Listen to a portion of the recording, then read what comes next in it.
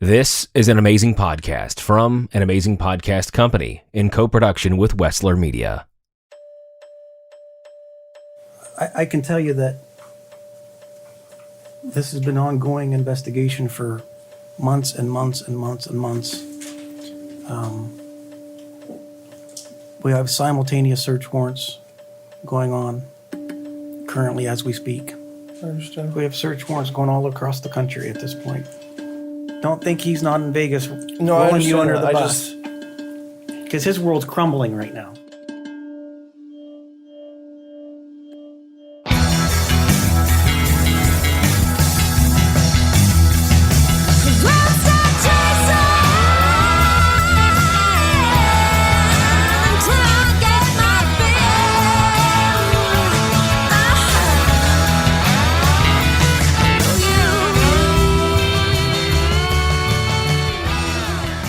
Welcome to episode 5 of Operation Stolen Base, the true story of one of the largest sports memorabilia fraud schemes of all time. My name is Johnny Ciccatelli. We last left off on December 1st, 2014, the moment Cliff Panizic's life changed forever. Small-town detective Brian McGivern has traveled all the way from his little bedroom community of Canfield, Ohio, to Sin City itself, Las Vegas, Nevada. Brian's there to lead local cops and FBI agents in the execution of a search warrant on Cliff's house. Cliff will later refer to this day as one of the worst of his life. But as we'll learn through the rest of the series, his legal problems have only just begun. Chapter 5: In a Pickle. It was a quiet morning, sun was out, blue skies, and we're in December, so that was weird. And I was the only one in short sleeves because it was warm there, and those guys were all cold. I kind of chuckled at that. It was just a beautiful Las Vegas day.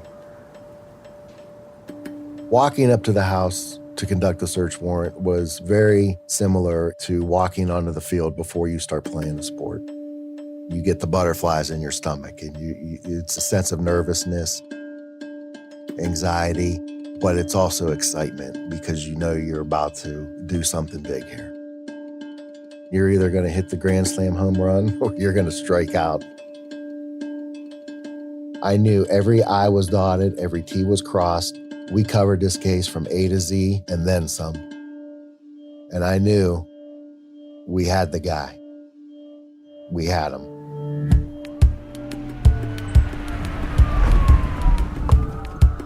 I'm walking up the driveway and we get them out. I'm talking to Cliff. I said, Cliff, my name's Detective Brian McGivern. I'm with the Canfield Police Department.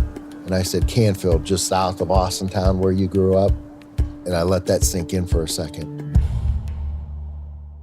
I said, I didn't get on a plane to come here and ask if you did it. I want to know why you did it. I said, I know that you have an elderly grandma living with your parents. We're going to handle them with kid gloves. But right now, we're just here to secure the house and make sure everybody's safe. And he said, well, listen, I want to cooperate with you. I said, that's fine. Just so you know, there's 5 search warrants being conducted right now. And he was shaking in his boots. I mean, the guy, he was just shaking, and you could see it in his face. But he didn't shake long. It's 8 a.m. December 1st, Monday, December 1st. And Joe, who's living with me, Joe Malachek's living with me, comes running upstairs. The cops are at the door. Detective McGivern, Brian McGivern, says something like, you don't even have to say anything. You know why we're here. And he was right. I definitely knew why they were there. I'm talking to Cliff, and he was very concerned about his family. And an older detective, real tall guy from Henderson, Nevada, he looks up in the window of the garage and he chuckles. And I said, what's so funny? He goes, kid, wait till you get into this house. And I'm thinking, oh my God. Cliff's house in Las Vegas was a 2-story. I identified it as a bachelor pad. Just stuff everywhere. It wasn't real clean. I mean, it wasn't filthy, but it was just a bunch of guys living in the house. And I remember the house was cleared, nobody's in it. I said, guys, you mind if I just go in and take a real quick walk through? I kind of flew across the country. I want to see what I got. And they kind of laughed. They said, yeah, let him in. So I went upstairs and there it was. It was just like, the pot of gold at the end of the rainbow. We found everything from numerous cell phones that they were using to open up the eBay PayPal accounts with the cell phone number and the identifier printed on the back of the phone, hundreds of markers that they were using to sign, thousands of items, basketballs, baseballs, baseball bats, baseball gloves, footballs, football helmets, football mini helmets. You name it, it was in there. Postal boxes stacked up in a corner under a table. I would say hundreds of items in there, either being prepared to be shipped, half like in a box, half out of a box, like a jersey was draped over. It looked like a shipyard in the garage. I mean, it was hysterical. And I made the phone call to Tony. I said, Tony, we hit the mother lode. They sit me down in a situation where it's an FBI agent whom actually I never got his name, never seen him again after this day. He sits down with me with a couple of detectives immediately, as I'm kind of in shell shock about what's going on. And they start in trying to, get me to cooperate, get me to admit my involvement. They start in about, your mom's involved. We have officers over at their house. Everybody's going to jail. You're going to jail. She's going to jail. And they start down that road. And I remember Detective McGivern says something like, so how much of this stuff here is fake? And I think that kind of snapped me out of my daze. That's when I kind of laughed at him a little bit and said, you're going to have to call my attorney. And that was the end of it. I wasn't allowed in the house. Everybody else was allowed in the house. Joe was in the house. Bobby was in the house. There was another associate there. He was in the house, but I wasn't allowed in the house. So I'm standing barefoot now on my driveway with two cops standing on each side of me. The initial raid was just a search warrant. So I didn't get arrested on December 1st. But that doesn't mean they didn't play off the entire situation. Like at no point did they let me know I wasn't under arrest. So I don't know, I think I'm under arrest. Like I got two cops, I can't move, I can't go anywhere, and I'm not allowed in my house. Neighbors are everywhere with their cameras and iPads filming over their back walls and out their front doors, and it's quite the scene. But the thing I'll always remember most is eventually I end up I'm in the back of one of the Henderson police cars, kind of just waiting because I don't even know what's going on. And Detective Ruiz out of the Canfield Police Department comes over to the window. And just prior to this, there was a video on Facebook, I guess you would call it, I made it rain in the nightclub. So I was out there throwing money over the dance floor. He personally must have taken exception to it because he came to the window, had the police officer roll down the window, takes a picture of me, and says something obnoxious like, it's not raining anymore, is it? At some point in time in the middle of the day, I realize I'm not under arrest. So I'm leaving. And I don't know, the two cops that are standing outside kind of guarding me or whatever you want to call it, like, oh, well, we'll have to go ask him if you can leave. I said, am I under arrest? He said, no. I said, I'm leaving. So I left. My parents' house was probably 2 miles away. I walked to my parents' house. Cliff's mother, Rose Panizich. The day of the raid, when they tore down my door, they didn't say much. They said, get out of the way. I went to get my mother because she was 95 and in the bathroom at the time. It was 8 a.m. Frank was still in bed. They pulled him out in his underwear. My mom was in the bathroom. They wouldn't let me go get her. They were banging on the door. And I said, she's deaf. She's like, can't hear you. She doesn't have her hearing aids in.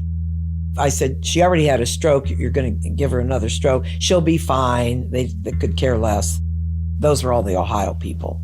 The nice people from Nevada were all outside guarding the outside of the house. The rotten Ohio ones were the ones that banged down the door and, no, she'll be fine, whatever. We weren't allowed to talk to each other. We weren't allowed to leave the house while they were there, but Cliff wasn't allowed to be in his house while they were there. So I go and they got some police officers outside, and one of them says something like, oh yeah, we know all this stuff in here is yours. I said, all right, well then I'm going inside. If all this stuff is mine, I'm going in. And one of them puts his hand on his gun and is like, "You can't go in there, you don't live here." I said, "Well, go inside and let my parents know they're not under arrest," because they don't know that. And they wouldn't, they refused. So nobody told my parents they weren't under arrest. They kept them. You know, my dad said when they came in for the raid, it was with guns drawn. And I don't have any reason to not believe him. In the tactical world, there's a soft entry and a hard entry. All of these search warrants were conducted as a soft entry. It's a white-collar crime, if you will. We bang on the door, we identify who we are, search warrant come out, and we call everybody out. Once they say, yeah, nobody else is in the house, we will then make a soft entry, meaning we'll go in tactically and we'll clear the house with our guns drawn to make sure that nobody's, in a corner somewhere hiding. And that's just a safety factor for the police and them. So they raid your house what day? They raided my house December 1st, 2014. What did they take? What did they take? They took everything. I actually found out later on through kind of Brian running his mouth too much, Brian being Detective McGivern, that while they were at my house, they called back to Marty Desmond, the lead prosecutor on my case, asked him what to take, and he said, "Fuck it, take everything." And they took everything from my house, they took everything from my parents' house. So when I say everything, yeah, we can talk financials. They seized bank accounts, took my vehicle, took my truck. When I say they took everything, they left me with a pair of shorts and 2 t-shirts is what was left in my house. I said I wanted to know what you were taking. How do I know you're writing? Because they said that they would make a list of everything they took, and we'll write it all down. We don't want any of your junk. If it's listed on the search warrant, we're going to take it. We could always give it back if it's determined whether it's not going to be evidence or not. So we always take it if it's listed on the search warrant. Again, we could return it at a later date. That's not true, because they did take stuff that they didn't write down, which I never got back, by the way. The search warrant was only pertaining to my mother. They took my mom's car, yes. She was on the search warrant. They took my dad's clothing. Yeah, they said it because it was sports clothes. Under Armour hoodies he wasn't allowed to have, I guess. So I never got any of his stuff back. Again, any type of sports memorabilia, any type of sports theme, it was seized from the house. Computers were taken, cell phones were taken. They took all of the paperwork from the house, which included all of, rental agreements, my dad's medical records, my parents' marriage license, everything. They took my grandmother's hearing aids. They took my grandmother's handicap parking placard. They took things that didn't need to be taken. They took credit cards from my dad. They took credit cards from my grandmother. They took multiple pieces of property that had nothing to do with the case. In fact, there was a point in time where, my mother had told me that Henderson Police Department had to kind of run the raid because it's in their jurisdiction. While they're sitting at the table writing down the inventory list, they're kind of rolling their eyes. They can't believe the stuff they're taking, that they're taking from my father, that they're taking from my grandmother.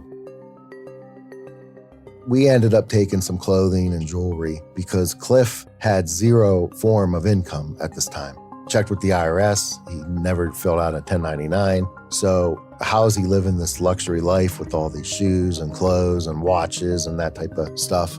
So those were all listed on the search warrant. We ended up taking them. The whole day became, at that point, became damage control. There were a lot of people involved that were unknown about until they came in my house and got into my laptops and my phones. When got a laptop off another one of my associates that had it, when bought a track phone, and I'm on the phone pulling phone numbers and calling people that they don't know about yet. If you ask the cops involved, they'll tell you that their multi-state operation on December 1st, 2014 was an overwhelming success. Police officers and FBI agents in Ohio and Nevada conducted 5 simultaneous raids. Those interrogation clips you've heard at the top of each episode are the authorities questioning Jason Lindsay about his involvement. Lindsay, you'll recall, was the banker in Ohio who helped Cliff set up hundreds of accounts to launder his money through. All right. Jason, you're a pretty smart guy making investments and everything. I'm sure maybe you have an inkling on what's going on. Well, I feel like he's probably hasn't been doing it legitimately now. I mean, Probably. I'm just thankful that I was never part of that. We'll understand this. We think you are a part of it a little bit. That's why we're here with this. Oh gosh, okay. So, I mean, we're not just here to talk to you. Okay. We're going to go through all your things and your receipts and everything Okay. like that. So, I would advise you Yeah. that if you're going to talk to us at all, at least be honest I and am. upfront with us. Yeah. Oh, what's going on? Okay, Yeah. what you know, what you don't know. Like I said, we're here for a reason. We didn't. And, We got a judge to sign a search warrant based on all the evidence that we have. So. Okay. We've got a stack of transactions. we have over paper 1,000 trail. pages of text messages back and forth. Text messages and phone calls back and forth from you and Cliff. So what can I So- do to put myself in the best situation? And I don't mean this in a disrespectful way, but what am I looking at as far as possible charges? Like, what on earth did I do that was... Well, go ahead. The amount of charges that you could be looking at are countless, ton. So to just be completely honest with you, you're in a pickle. All right. So I can't promise you anything, neither can any of these guys. All right. But your cooperation goes a long way. So you might have been in the peripheral of this Yeah, that's and kind of... knew exactly what was going on. Whatever, we understand that. But I can tell you that the game is 100% up. Just like Agent Tony Sano says, they've caught Jason Lindsay in a pickle. And are you aware in any way that he is selling stuff that's not authentic? Yes. Okay. So at least we're getting somewhere. So did you ever give him anything to sell that you knew was not authentic? Yes. I would give him some baseballs. He would sign a couple, and I would sell them myself. Just correct me if I'm wrong. You would Yeah. go to the store, buy baseballs, give them to him, Yes. Cliff. He would sign them, give them back to you to sell. Yes.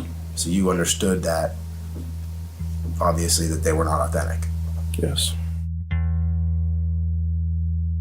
It's been a few episodes since we heard from Jason Moore, the quiet, unassuming guy who was friends with both Cliff and CJ McCormick. At one point, Moore was practically connected to Cliff at the hip, tagging along from city to city as Cliff played ball in the Pecos League. Back then, it was Jason Moore's job to move and set up the memorabilia business in each and every town they traveled to, keeping the money train on track. At the same time that Detective McGivern is raiding Cliff's house outside Las Vegas, FBI agent Sano is making a house call of his own. Cliff and I had a falling out at some point after we had moved back from Santa Fe, and I had started talking to a girl, and things started to get pretty serious between the two of us. And I know Cliff didn't like, other people knowing, and so eventually I ended up moving in with her. And Cliff, he just cut the business ties off. He said, that last grouping of items, don't worry about giving me a cut. Keep 100% of it, but no more. You got to figure it out from here. So I moved out of his house.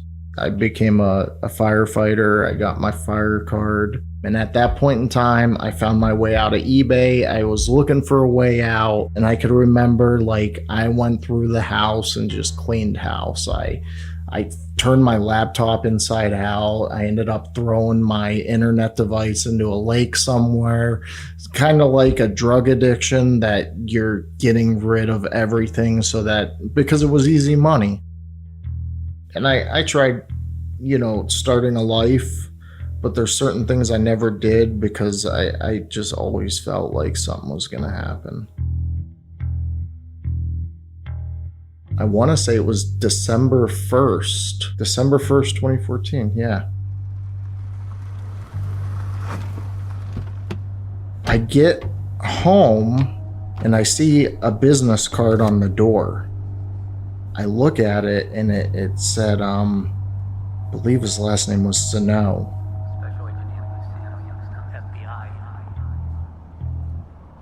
the Fed agent. It said, please call. I hadn't even seen what it said yet, and I saw a car pulling in the driveway. I'm thinking, who the hell's this? And then they kind of flashed like their emergency flashers, kind of told me it was an emergency vehicle. And I don't know how or why, but it was like I knew right then. A lot of things went through my head in that second. My life's over. I could run. It was just so shitty. They get out of the car. I say, can you guys give me a second? I've been at work. I was covered in mud. I remember that. I said, do you care if I run inside and change real quick? I want to get out of these clothes. I said, my dog's inside and let me, take her out back. And they're like, yeah, go ahead. That's fine. I had stacks of baseball buckets. I start throwing them in closets. I was living in like a modular home with a crawl space under it. I start throwing shit into the crawl space. I just didn't know what was about to happen. I end up coming back to the door. They're like, we want to talk to you about Cliff. And it wasn't that long of a conversation, but they were asking me my involvement. That day was probably marked, we live in different seasons, and that was the first day of a very long, terrible season of my life. The day of the raid, which was December of 14, Cliff and I, right away, he was like, well, apparently I can't pay my rent because it was the first of the month. He's like, I'm going to have to move back, with you guys. I was like, well, of course. So we started getting the stuff out of the house, and bringing it over to our house. Right after my house was raided, my attorney out in Vegas is putting calls back in the, Youngstown FBI, Mahoney County Prosecutor's Office, whatever, trying to figure out what's going on. Can't get a return phone call. This goes on for the months of all of December, all of January. So I'm just in limbo. They've taken everything I owned, every dollar they could find, vehicles, I have nothing. Meanwhile, the case against Cliff grows stronger. Detective McGivern and Agent Sano call on each of his underlings to hear what they have to say. One by one, they all roll on Cliff. To make his life even more complicated, Cliff's aunt, the one who had already talked to the FBI, was suing him over the ownership of a truck. I had a civil case going on here in Youngstown, and I had attorney Robert Dufferin representing me for that case. So I get a call from attorney Dufferin sometime in late January, and obviously I'm thinking it's dealing with the civil case. And he tells me that Marty Desmond approached him in the courthouse asking if he's representing me for my racketeering case. So this is the first knowledge that I'm hearing, that one, it's a state case, two, that it's a racketeering case. And it's the first I'm hearing of whoever Marty Desmond is. Why prosecute this case on a state level? I mean, the FBI is involved. So, right at the time when we were deciding what exactly was going to be charged, I spoke to an assistant United States attorney. And in the federal system, they had sentencing guidelines. Those guidelines looked at the dollar amounts of the fraud. And the amount that we were looking at, this 1.6 million roughly, would have put them in a range, or I think it was around 36 months. Whereas if you look at the state charges that could have been brought, the minimum was 3 years, and it went up to 11. And so we had a lot more flexibility with sentencing. After months of being kept in the dark while the prosecutor's team built their case, Cliff finally gets a call to come to Ohio and talk. February, you come back to Ohio, you have this meeting with the FBI, the prosecutor. What happens at this meeting? Yeah, so I take this meeting. He initially came in, and like a lot of suspects, they want to know what you know. So he started off kind of non-compliant, if you will, refusing to discuss it. And once it became apparent to him what we knew, he crumbled. during that time that we're interviewing him, I was always curious. And I said, well, how good are you? And he said, well, what do you mean? I said, well, let me see you. I want to see you sign something. Every one of these guys said that he had a mad skill in faking signatures. We slid him over a piece of paper, pen. He said, well, what do you want to see? I said, oh, let me see, LeBron James. And he said, 6 or 23. So let me see both. Do both. And he does. And he did it like 3 times. Boom, boom. No thought, no hesitation, nothing. As soon as I said it, he did it. And he goes, here, that's the best one. And I'm looking at him, and just the strokes were incredible. It was pretty damn good. It was. I couldn't tell the difference. One of the pictures that we were looking at had a blue background, and Cliff said, "Don't look at the blue background." And I said, "Well, why? This is one of the place's authentication cards." He goes, "Yeah, the ones on blue with, that authentication organization. Those are my signatures. They use my signatures as authentications." And I'm like, do they know this? And he goes, no. He goes, it's just a crooked industry. So at this point in time, I've not spent a single day in jail in my life. I've never seen the inside of a jail. We go through some negotiations. They happen between Marty and Robert Dufferin, my attorney, and Anthony Sano, the FBI agent. But at the end of it, he comes back, tells me the offer on the table is to plead guilty to 1 count of engaging in a pattern of corrupt activity. The plea deal is a 3 to 7 year plea deal. You're going to go to prison. You can't not go to prison for doing this. You're going to have to go to prison. We said, we'll recommend somewhere in 3 to 7 range. We can work on it, but that's what you're going to be looking at. And he said, okay. Attorney Dufferin pulls me in the other room, says it's a 3 to 7 year plea deal. You'll get to 3 years. I'll be able to get you out in 6 months. Cool, let's sit down, take this meeting. Sounds like an all right deal. I sit down for what they call a proffer statement, which was basically my cooperation. A proffer is basically you're going in telling what you did and why you did it and how you did it, but we can't use it against you. But there's certain guidelines to that. Part of the guidelines are if you tell us what you did, then you're going to have to continue to cooperate with law enforcement. I gave them all the information. All these other guys who had already cooperated before me, CJ McCormick, Jason Moore, Jason Lindsay, Dan Marino, Dan Martini, James Sorenko, Sean Pello. Despite being the mastermind of this crime, Cliff is still a first-time nonviolent offender. The way it works in Ohio is, if he gets sentenced to anything under 4 years in prison, he'll serve 6 months at the most and get paroled. As Cliff puts it himself, it's a good deal. But at the last moment, the prosecution throws a curveball. The day we took the meeting, nothing was signed, but there are typed documents that specifically say that I, sat down with them for this interview based off the fact that I agreed to plead guilty to 1 count of engaging in a pattern of corrupt activity in exchange for a 3 to 7 year plea deal. When Marty sends over the offer sheet, it's now been changed to a 5 to 7 year plea deal. So, what happens next? Yeah, big shit show is what happens.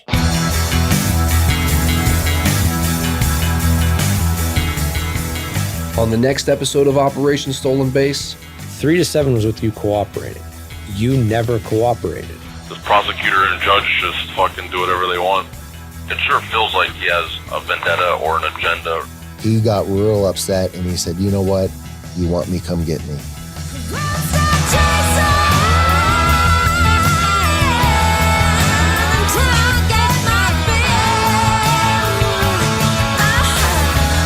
This episode of Operation Stolen Base was written by me, Johnny Ciccatelli. Story editing, mixing, and sound design by Kevin Skubak. Produced by Vince Tornero and myself. Our theme song is Chasin' by the Vindies.